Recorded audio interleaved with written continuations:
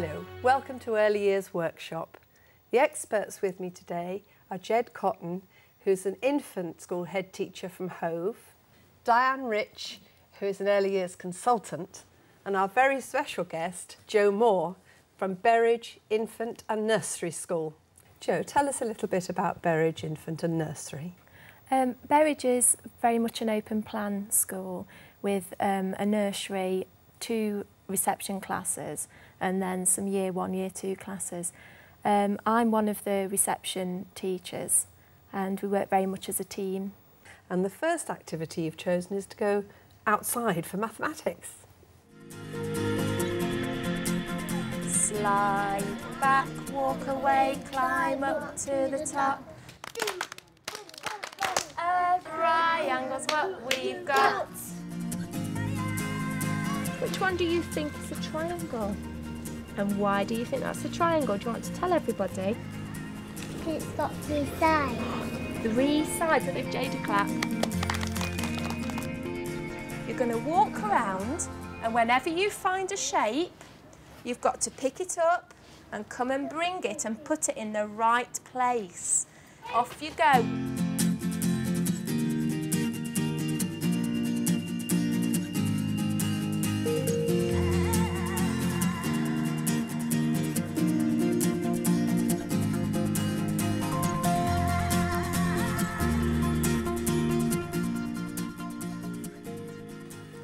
That was a focused activity.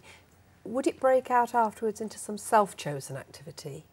Yes, because I choose either to do a literacy or numeracy-based morning each morning. I make sure that the children have had some focus time with me or the teaching assistant, and then give them the opportunity to consolidate the skills that they've learnt in independent activities. So you can see here that we're looking at shapes. I'd make sure that there were shapes available for the children to sort or play with or draw around and talk about. How might you take that forward? Well, it was lovely to see that you were using the outdoor environment. You've got a lovely space there for the children to be in. I mean, it'd be lovely to pick up on your notion of kinesthetic learning and getting those children moving, getting them to run in a triangular shape or a rectangular shape. I can just imagine them doing that and to look in their natural environment there and find shapes or shaped objects that they identify. I'd love to see a conversation between 2 of those children or a small group picking up leaves and picking up stones and saying, well, is a leaf a circular shape? Is it an a rectangular shape? Actually, there's a bit of it that looks like a triangular shape. You know, some lovely conversations that they could have. That's something that I would extend upon, you know, in the week to follow, making sure that children had thought about the shape in the environment and perhaps even having the chance to bring things in from home and display things. And like you say, using the outside environment, anything that we can find there. We saw quite a lot of Jade in the outside activity. What did Jade go on to do? Now, Jade was my target child for that day, so I wanted to give her both opportunities for focus play and independent play.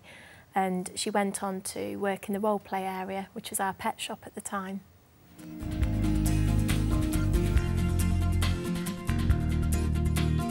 Could Barraquette speak to Jade, please, Ellie? Yeah. Okay. Tell Jade what you want. A snake. Have you got snakes and rabbits? Yeah. Well, you know in shops we have a queue, don't we? So if Boris is first, it looks like Barraquette's second, you're next, Aisha.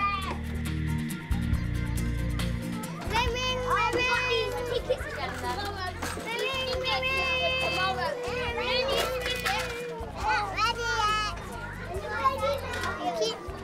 Stop it. No, I need to call them.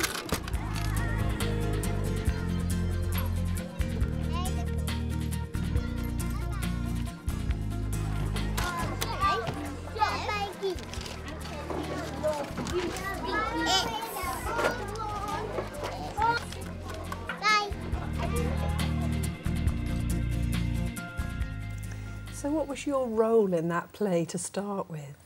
At this point, the pet shop had been going for about 2 weeks in the class and had started with a visit to an actual pet shop. But I feel that to try and extend a role play area. You have to keep remodelling things with the children. Shops are something you like? Well, I've always found it really difficult to set up a shop, and I admire you for doing it. And it's obviously a much loved shop and a well-used shop. They obviously really enjoy being in there. I'm glad to hear that they actually went on a visit to a pet shop, so they've had that first-hand experience. They know what a pet shop in the real world is like and what it's about. There's lots of different behaviour within shops.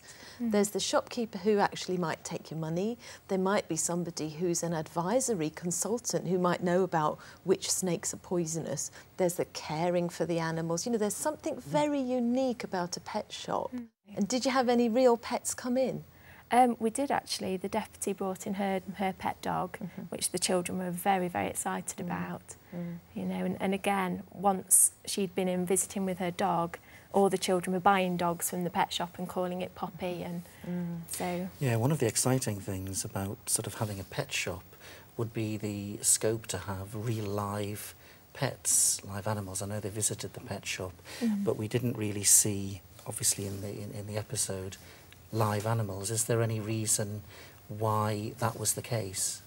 With Berridge being an open plan school, at dinner times you've got, say, 200 children going past this particular role play area.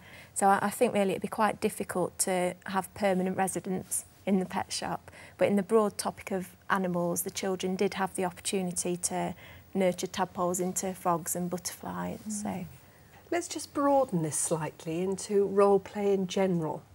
Some of the learning points that are so important from role play, Diane. I think role play is important right the way through the primary age range, actually, for all children, because I think one thing it clearly gives them is a sense of who they are in the world and the different aspects of the world that they're exploring. For example, your pet shop gives them a sense of, well, who in the world goes to pet shops? What do they do in pet shops? If I go to pet shops, who does that make me? How do I behave if I go to a pet shop? Things like that. But you apply those simple questions to other aspects of the world, and it gives them a real sense of belonging, who they are. And that ultimately is what children are exploring, me in the world.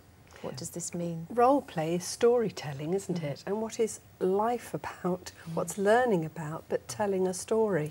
Yes, and it also gives a very, very valuable and meaningful vehicle for children to choose the ways in which they link experiences across the range of provision, so that they can make props that will support their role play and develop their understanding, often along lines of the way they wish it to go, and not in the way that adults would perhaps think it would go naturally. that's why I'd often start talking about, OK, we're going to have a pet shop or whatever it may be, and just get a list of what the children think should be in that role play area, so that, like you say, they're involved in making the props and the posters and the signs, and they've got far more attachment to it then. Yeah, and it's meaningful, it's got a meaningful context where all these things come together to enrich their experience. So children are involved in actually setting it up. Yeah. But the adult does need to come back and model at various times, don't they? So I think there's two levels of setting it up. I think there's setting it up physically, and their trip to the pet shop would have helped them do that. What do we find in a pet shop?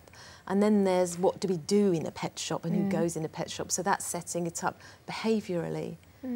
And then, of course, there's a different kind of, I call that pet shop play, a kind of authentic role play experience where children are mimicking the real world. And then, of course, there's the fantasy and the imaginative world.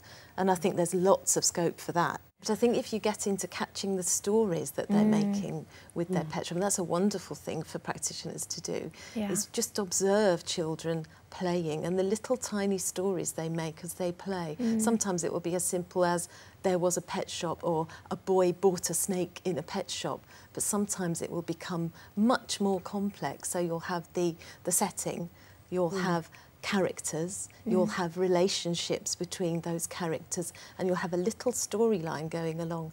And then when you think of that and you parallel that to actually children writing a story, they're doing exactly the same things, but the starting point for writing a good story is playing a good story.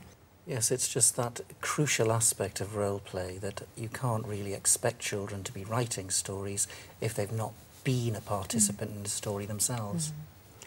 role play puts children in charge, doesn't it? And it's that balance between children being in charge and adults being in charge. And I think this is the bit where we need to have a look at Schwabe's morning, to look at that balance for him.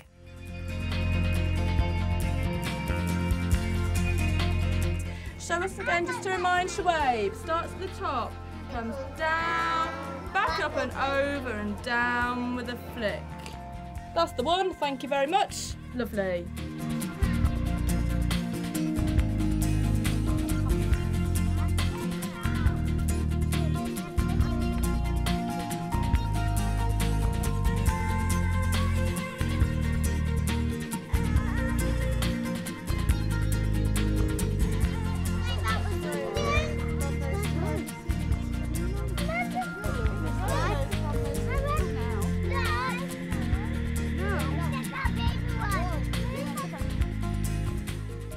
His face when he lifts out those carrots is absolutely priceless.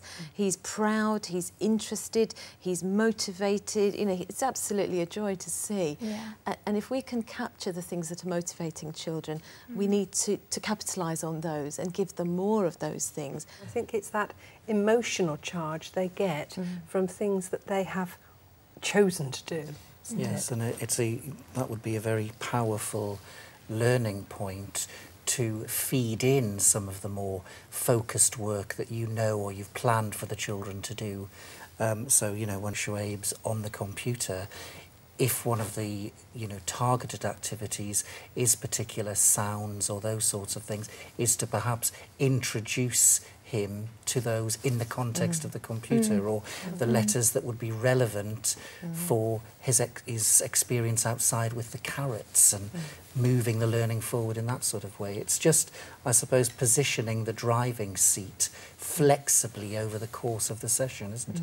And that constant drive that everybody has to get balance between those activities. Yes. For me, What do you think? Well, we often hear the terms structured, a highly structured or a structured way. And for me, when we come to the word structured, what we mean is structuring something based on exactly what you said, Jed, children's interests and the things that motivate them to learn and the things that are appropriate to their developmental stage of learning. So that's what we need to provide for children. And to do that, we need to know what those things are. What is it that's interesting our children? What is it that's motivating them? And in what ways do they best learn? So if we find that our children best learn outside, then let's have lots of outside activities. And children will choose wonderful activities if we learn about them as much as we can and if we're offering them activities that are worth choosing. They'll be so motivated. Yeah. And perhaps sometimes we are not helping people by talking about it as two different things, because it's children's interest that ought to be informing our focused activity. And that's all from Early Years Workshop today. I'd like to thank Jed and Diane and especially Joe and Christabel for allowing us in their classroom. So from all of us on Early Years Workshop, goodbye.